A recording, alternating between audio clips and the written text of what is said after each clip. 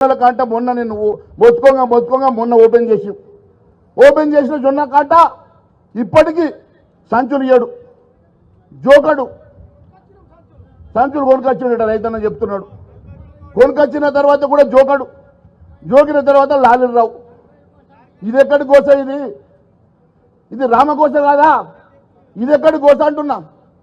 ఈ రకంగా రైతును గోసపెట్టి, రైతును బాధ పెట్టి, 6 కాలాలు కష్టపడ్డ రైతన్నను ఈ రకంగా బాధ పెట్టేటువంటి నువ్వు 10 ఏళ్ళు ఉంటావా? నీ అయ్యా జాగీరా, యాడికెళ్ళి ఉంటావు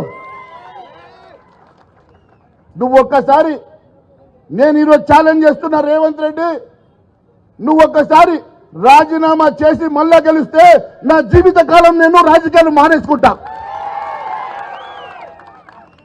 నీతోటి ఏడ సాధనైంది?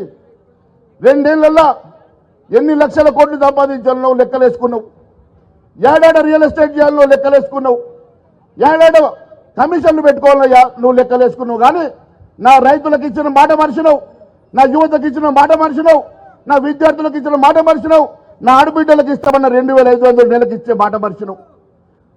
పెన్షన్లు 2000 ఆడగలితే అవ్వా నీకు 4000 ఇస్తా అన్నాడు.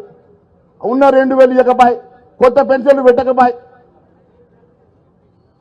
ఇదేనా నీ రాజరికం? ఒక్క మాట అంటే ఒక్క మాట, 420 హామీలు, ఒక్క హామీ నెరవేర్చాలి. రైతు బంధు కూడా రైతులను అడుగుతున్నాడు, రైతు బంధు కూడా ఇస్తలేడట.